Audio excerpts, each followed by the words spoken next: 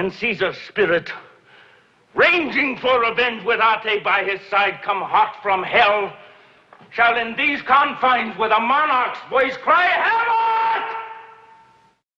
I think there's a very specific tone that Shakespeare had for this thing, and I think all actors want to interpret things. Why, man, he doth bestride the narrow world like a colossus, and we petty men walk under his huge legs and peep about to find ourselves dishonorable graves.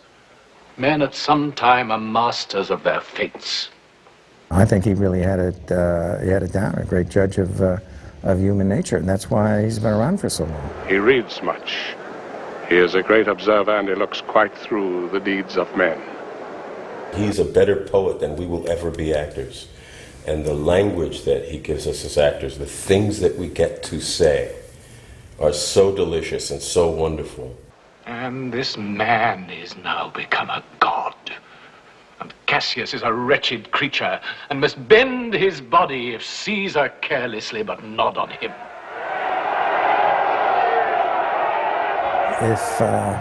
If people have power and other people allow them to have it, they get what they deserve. And power is always being abused. Shakespeare saw it in his day. It's always been going on.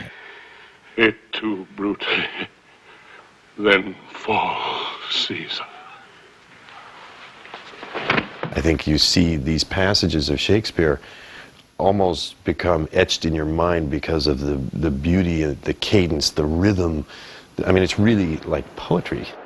With this I depart, that as I slew Caesar for the good of Rome, I have the same dagger for myself, when it shall please my country to need my death. Live, Brutus! Live! Live! When you imagine the audience that he was playing to, people in a pit, like, you know, taking legs off pigs, and the kind of people that they were performing in front of, they have such an amazing command of the language, and yet he had to make his points quickly, you know, because those people were going to start throwing those pig legs at you at over a certain point. If you, I mean, that was really a rowdy audience. That he was the Aaron Spelling of his day, evidently.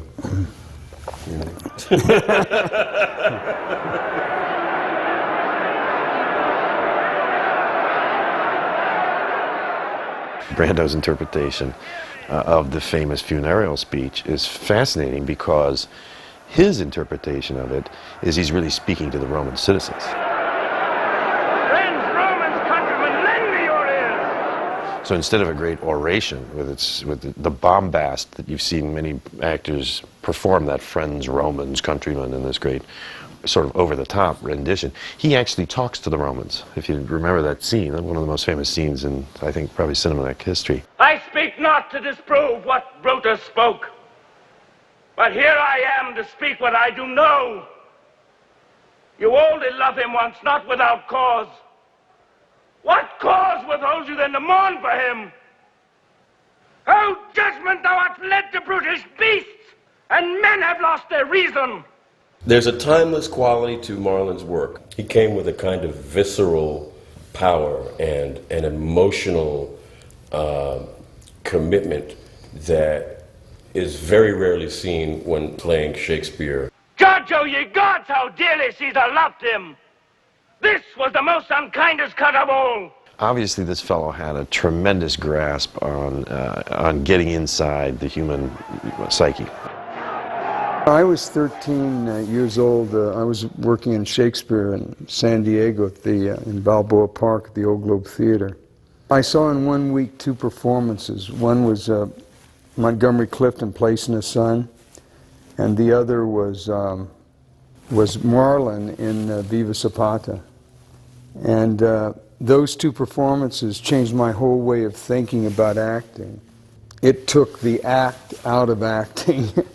It was much more what I would term sort of a Zen approach, which is just kind of let it flow. And I think that's probably why some of his portrayals are so moving and so powerful, because it's not forced. It's not constrained by conscious thought trying to direct it or indicate where it's going. Take your flag with you. I remember one of his words of wisdom was that when you go to the movies, you sit there with your popcorn, and you're doing that, and you're looking up at the screen, and the trick is to get them to go,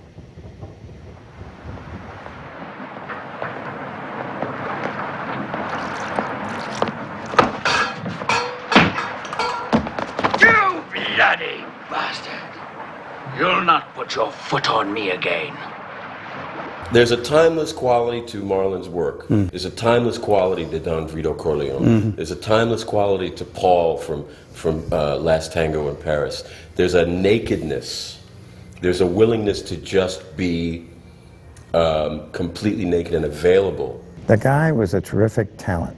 No matter what he was playing, he had that magic of saying things that you would believe and you'd want to see more. There'll be no more killing aboard this ship, not even Captain Bligh. If that's an attempt to earn clemency, I spit on it. You remarkable pig. You can thank whatever pig god you pray to haven't quite turned me into a murderer. He kind of was the cat that introduced this kind of naturalistic style. Talk about Stanley Kowalski, for example. The character that he created for Streetcar that he did on the stage, I think he was 20-something when he did it. And everybody was talking about his animal magnetism, and everybody was talking about his sexuality and his intelligence, and that it was raw, and it was all this stuff. Well, it was all those things, but it was a character. And I think a lot of people mistook that for an acting style, when the reality was he just presented this character that we had not seen in the language of the American theater or in the language of American cinema. We hadn't seen this working class guy. Who was an animal. Yeah. I think more process, you know, sort of the difference between people that want to get to the end or they want to enjoy the journey, that sort of dharma versus objective type psychology. And I think he was more a dharma bum, a traveler. Going round the Horn will take 5 months off our journey. Well, we shall have ourselves quite a little adventure. My great friend and collaborator John Milius's film, Apocalypse Now, again, this interpretation of Colonel Kurtz is, I think, you don't have to be a great student of just cinema to appreciate the artistry of what he accomplished in that, because that really is the man that's gone off the tracks. That's really where the car heads into the jungle, and look at that portrayal. Marlon didn't want me on the set when he did his thing, so he would work, and then one night, and then I would come in the next night, and I would work. Then he would come in and react to what I did, and we did that for probably about 14 days, couple weeks. And one night I came in, they said, you know, last night Marlon called you a whimpering dog and threw bananas at you. Yeah. So all night long, Tommy Shaw was throwing bananas at me. Yeah. To me, it's more sort of like a Zen approach. I mean, this is not one of those forced issues. It doesn't seem to me like he was someone that was actually struggling to remember the lines or really having to fight his way into the character. Every now and again, you know, like every couple of years, we would just find each other and talk. And by that time, I had gained an appreciation of his work. I think I saw Waterfront for the first time as an adult when I was 30 or so. Wow. And then, you know, I got to Streetcar. Because remember, when we worked on the picture together, I was like, Marlon Brando, who's that? That old man? He don't even bother to remember his lines. He's crazy. He can't be an actor. That's where I was at 14 years old. That's why you were so good, too. Thank you. I said to him, I said, you know, I hear all these stories about how you want to rewrite everything. So why don't we rewrite it now? You know, before we start shooting it. We had a week or two to rehearse, and I said, let's get it just the way you like it. So we spent a lot of time together, which was funny, because the guy never stopped telling jokes. He had a great sense of humor. So anyway, finally the first day of shooting arrives. We're in Newhall, out at the oil pumps, and I drive up, and an assistant runs and says, Mr. Brando wants to see you. I said, oh, okay. So I go over to his trailer, and he's sitting there with the script, and he says, I can't say this shit. I said, well, let's find some shit you can't say. And we spent another delightful morning changing all the lines again. Best laid plans. But you and I are going to rectify that, aren't we? His character wore a hearing aid. when in fact it was so his dialogue could be delivered to him from this little tape recorder he carried in his waistband, and he could flex his stomach, and that would activate a power switch in this thing, would turn it on and off by how he was flexing. Well, let's take a little walk. Do you mind if I get on this side? I got bum ears and my machine's on this side. And he would hear the dialogue read in his ear, and then he would say the line. So we had this endless Steadicam shot with him and Scott walking down this road with their entourage behind them, and page after page of dialogue is going by, and then suddenly Marlon stopped. I said, "What happened?" He said, "I ran out of tape." And I said, "Come on, when you did On the Waterfront, you memorized your lines. You didn't have cue cards all over the place so you wouldn't have to memorize it. Why don't you memorize your lines?" He said, "Because I don't have to." He may have been difficult, but what he achieved was difficult. He was so wanted that this would be tolerated, that he could get away with that. And the little boy in him enjoyed that. Which brings me to the subject of yourself. I will tolerate nothing less than a man's best efforts, officer or seaman. High-born connections are no substitute for hard work. No, indeed they're not, sir. But personally, I see no reason why a good officer cannot be a gentleman as well. Do you disagree, sir? Not if he's first a good officer. It's a debatable point. I watched him on Sayonara, which is when I was under contract with Warner Brothers. Another great performance there. And Josh Logan was directing, and he hated Logan. And he just dismissed him. But they were setting up the camera for this scene, and Marlon was on the other side of camera with the young woman that he is going to perform with. I don't think that she had much acting experience. And he was talking to her, and he was playing with her hair, and he was whispering in her ear, and so on and so forth, and talking there. And then when it came sort of time for them to get, he wandered her over in front of the camera and continued the conversation. And then when Logan, "Okay, now we're ready," he said, "Quiet, quiet." I told him when to roll, and he said, "Roll him." So, and then he continued what he was doing on the other side of the camera, in front of the camera. And I went, wow. When Steve Shaken and I went up to meet him for the first time to work with him, he said to me he was going to play an oil mogul. And he said, "You know what, I think this guy maybe he lives out in the desert and has a beard and a straw hat, and he walks around in his bare feet and has a big dish, and that's how he stays. He's a real sort of Howard Hughes eccentric." So I said, "Well, you could do that." I had an image of a much more conventional three-piece suit guy who's on the cover of Time magazine, like an Armand Hammer or somebody like that. And he looked at me for a long time. He said, "Yeah, you see, I was just testing you." That process of just being who he is probably affected his career negatively, probably pretty dramatically, I think, because I know there were great gaps. But I don't make the rules around here. I just work here. Before the Godfather comeback, there had been a great hiatus of work. It's hard to put that part of his life into perspective, because it seemed like he didn't care about the money, people's money. As a matter of fact, in a way, I feel that he felt that they were there to just be taken by, by talent. You trade lives and human dignity for profit.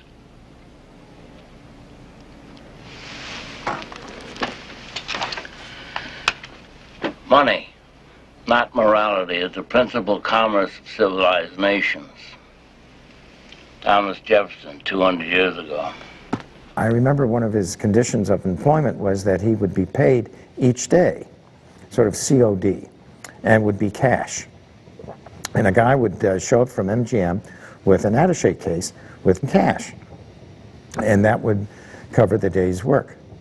And I said to him, I said, "You're every boy's dream. Everybody would like to go to work that way, get paid in cash that day. And if you can pull that off, God bless you." He said, yeah, that's how I feel. I think also his, you know, his choices about lifestyle and about, I guess, you know, he was a huge fan after the bounty of Tahiti and the French Polynesia and living there and kind of, you know, going off the main road and finding his own path probably had a big effect on him.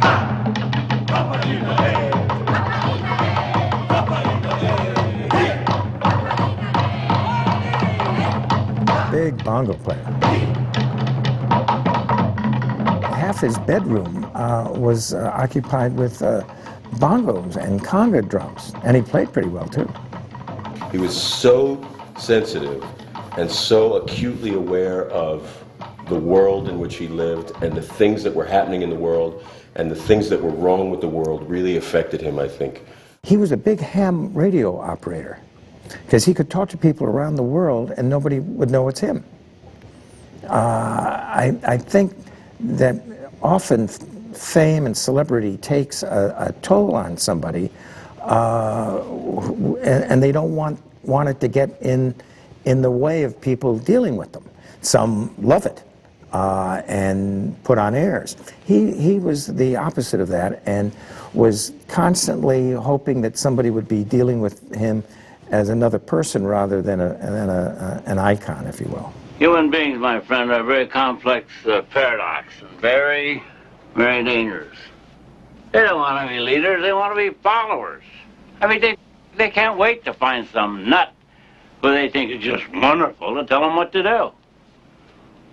And they all want to be brought under control. Now, some of that awesome burden is fallen on my sagging shoulders. I didn't ask for it, and I don't enjoy it, but I accept it because I have a strong sense of duty. I cannot discredit him in any way because what he achieved is so, even in the later films, the little comedies and the things that he did, he was still brilliant. I would blame Hollywood more than Marlon, like not having the imagination to come up with things for him to really do. That's all they had to do was come up to him and say, gee, you've been doing this shit, Marlon. We got this wonderful part we want you to play. You know? You think he would have turned them down? I believe I did what honor dictated, and that belief sustains me. Except for a slight desire to be dead, which I'm sure will pass. Oh, yes. God bless you, sir.